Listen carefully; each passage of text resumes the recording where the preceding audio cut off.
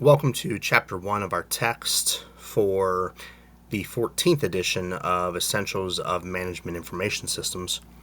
Chapter 1, we're going to focus on business information systems in your career. So these are some of the learning objectives that we will focus on throughout Chapter 1, focusing really on why information systems are so essential for running and managing a business today, looking at data, analyzing that data to ultimately help to make decisions.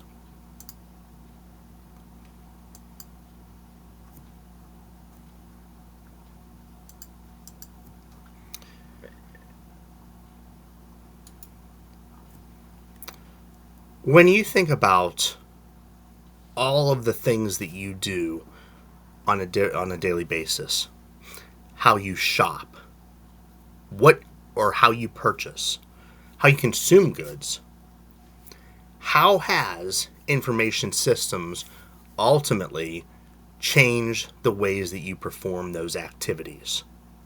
And for comparison, think about maybe how you did those things in the past. If you talk to your parents, how did they do some of those things?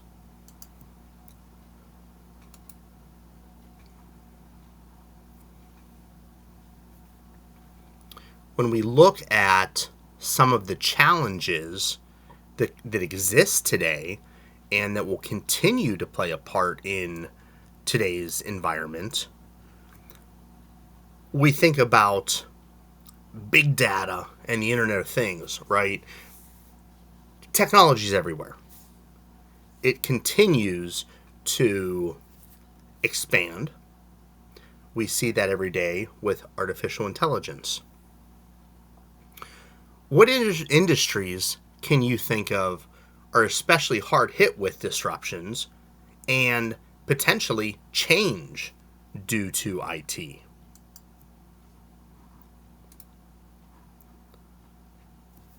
Thinking about globalization, how does it affect your lives every day? Think about how you might react if you learned that a job opening for a position that you really were interested in was outsourced to another country. Or on the other hand, what would you do if you were a manager filling a job opening and workers from abroad could fill the spot for a fraction of the cost? We know that there are certainly benefits of globalization.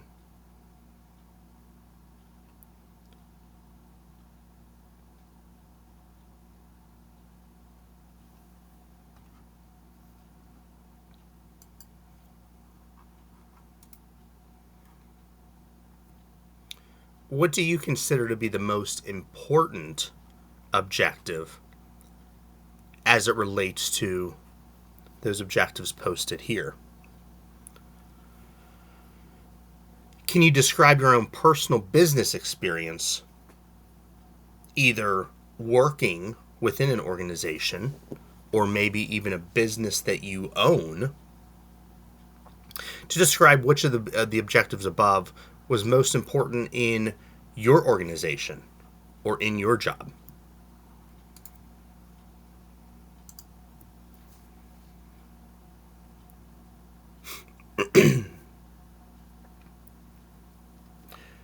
We think about the example that's posted here.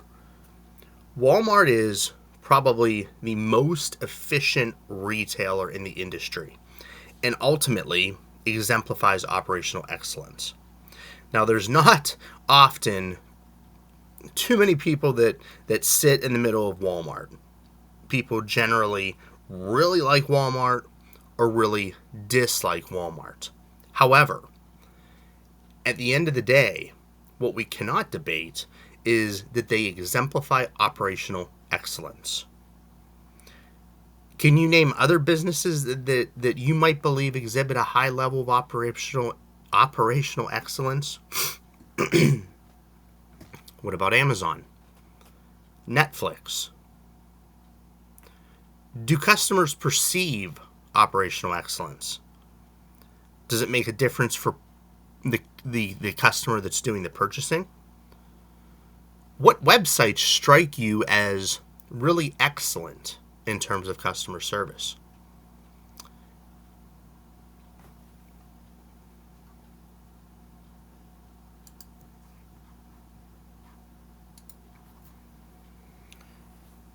Think about other new products or business models that you've encountered, and how can you relate those to new information systems or new technology?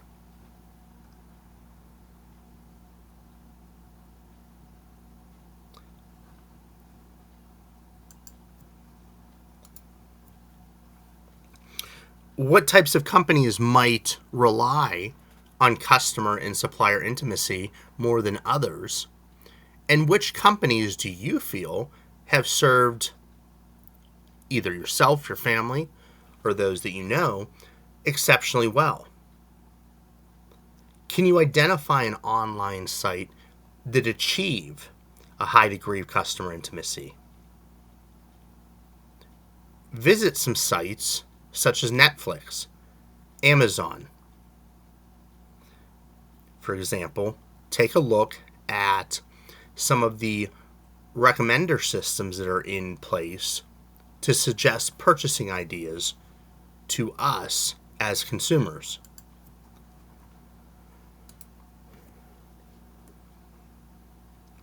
Have you ever been the recipient of exceptional service from a company made possible by improved decision making and whether or not information systems contributed to that level of service?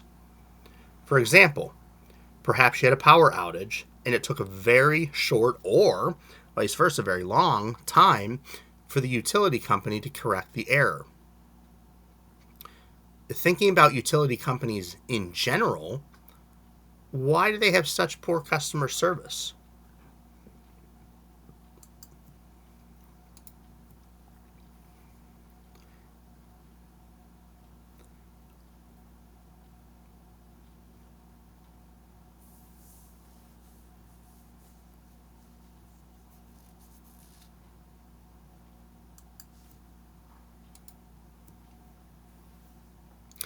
Can you name any examples of companies that failed to survive due to unwillingness or inability to update their information systems? Might be difficult at first, but think about the firms where the products or service were really unacceptable or where returns were handled poorly. The Sarbanes-Oxley Act requires that public firms keep all data, including email, for 5 years. Do you appreciate why information systems would be useful toward meeting the standards imposed by that legislation? More specifically, why should all of that information be retained?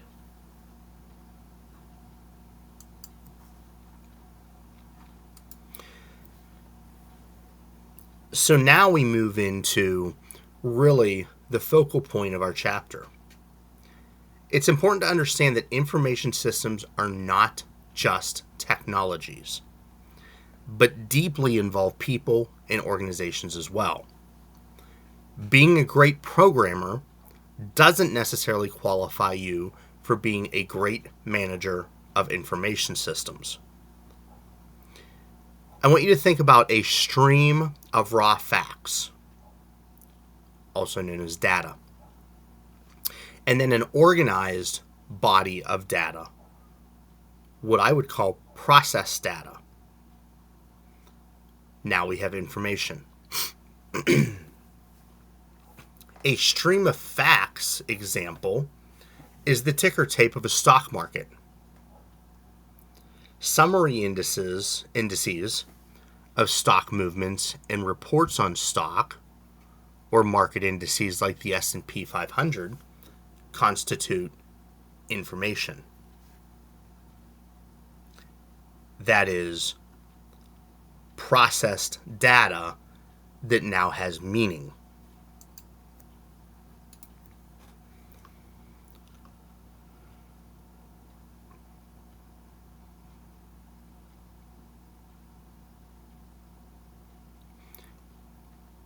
Continuing with the example from before,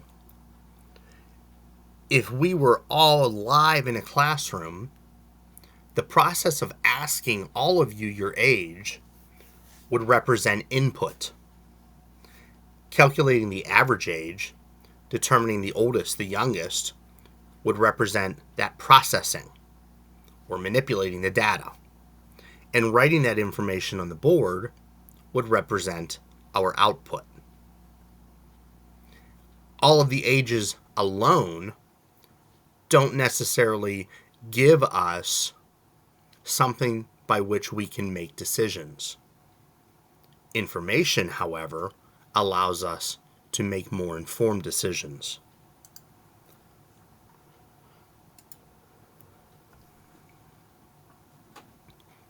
Raw data from a supermarket checkout counter can be processed and organized to produce meaningful information, such as the total units of sales of dish detergent or the total sales revenue from dish detergent for a specific store or sales territory. Again, we want to make sure that we differentiate and understand the distinction between information and data.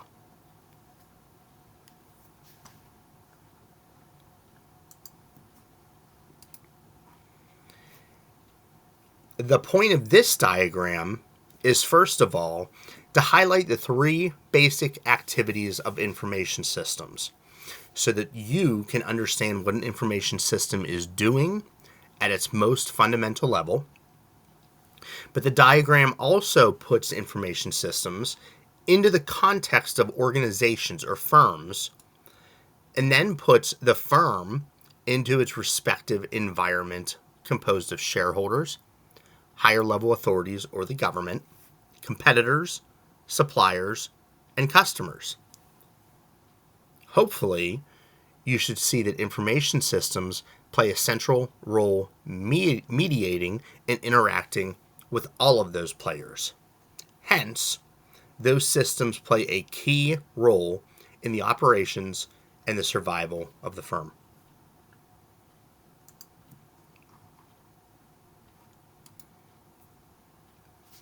It takes many different skills to build and manage information systems.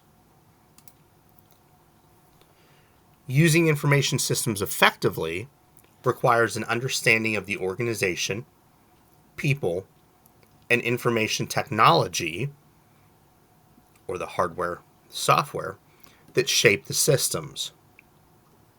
An information system provides a solution to important business problems or challenges facing the firm.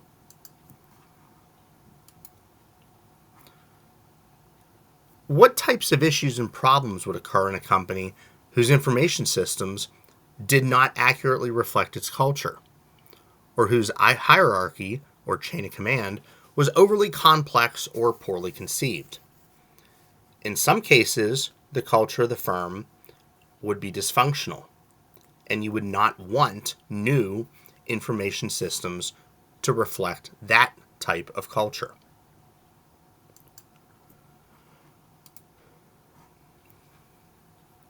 The people dimension of systems is often the most difficult to get right.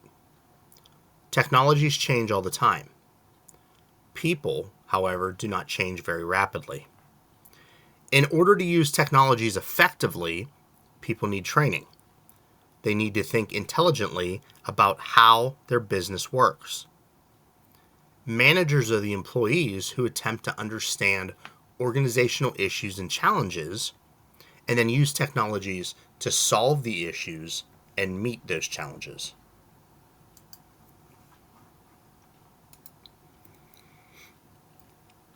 Information systems are based on those technologies: computer hardware and software, telecommunications equipment, and the like. These technologies are like the infrastructure of a building, the plumbing, electrical, and mechanical features in the building. Technology is the platform that enables all of the common systems applications from Apple iPhones all the way to the internet.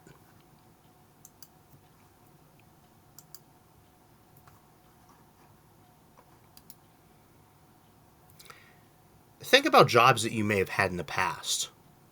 Think about some of the common business problems that you may have faced. What were the factors that were involved? And then what are the categories that those factors fell into?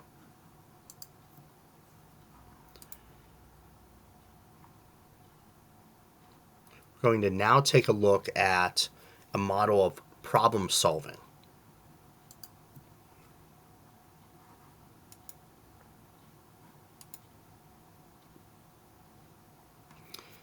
Think about your experience with problem identification. Usually, there are different points of view about what the problem actually is. There often is no agreement about what the problem really is.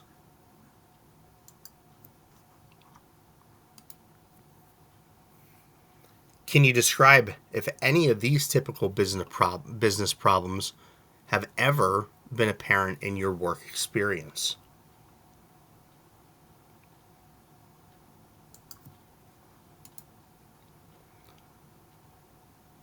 Think about technology problems you've experienced in your work.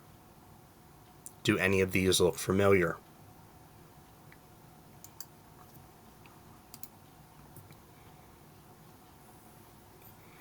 And of course, the typical people, quote unquote, problems.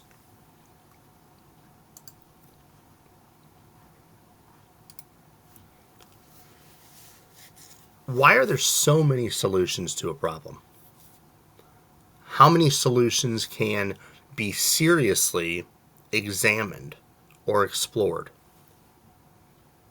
And why should implementation be considered in the problem-solving process?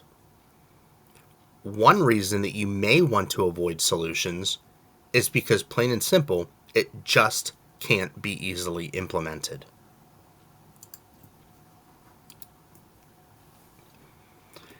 And why aren't problems solved once and for all? Some problems might be solved and forgotten, and lack of attention leads to problems rising again.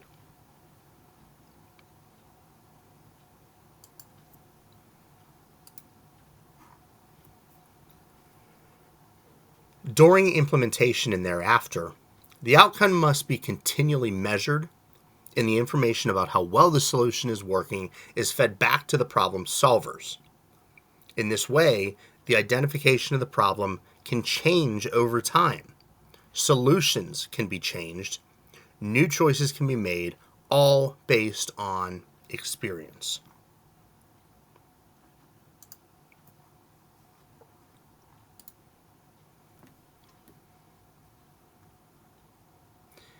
Can you think about an example where the wrong problem was solved, or solutions were adopted that had nothing to do with the problem?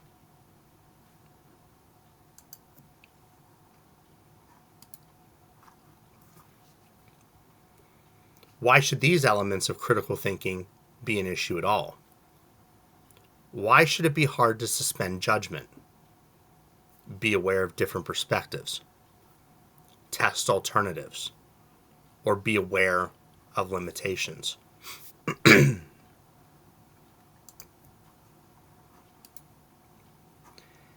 If your objective is to increase sales of a new line of clothing, and then sales don't increase, at the very least, a business has a challenge, if not an outright problem, that ultimately needs to be solved.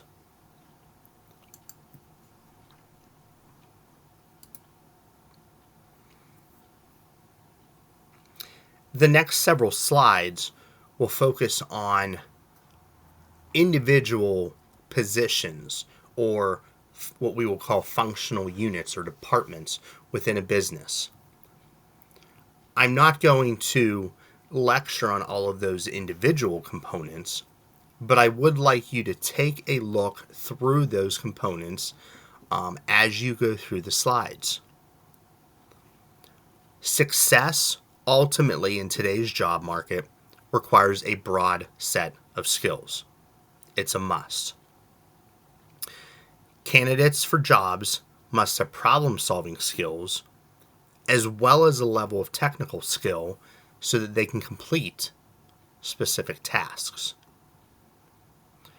The service sector will account for 95% of new jobs that have been opened or were created by 2022. That number, obviously, in terms of at least new service sector jobs being created, will continue to increase. And as I said, in each of the next several slides, there will be a functional unit. So for example, in this case, we see accounting, and then the skills by which are ultimately important for us to focus. Here we see finance, marketing,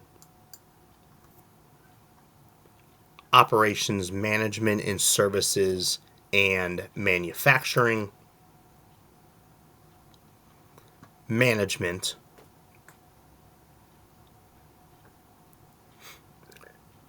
information systems,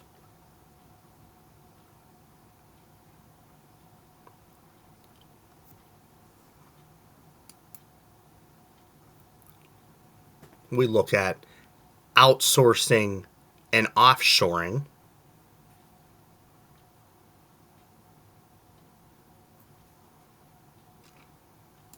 and ultimately looking at common requirements for all majors.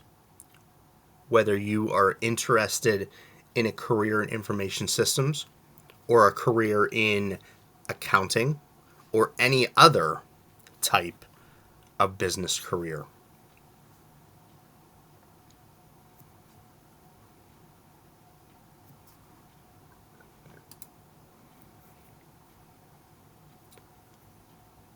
And again, thinking about just overall MIS, why do you think these are the most, or what do you think are the most important skills an employer might be looking for?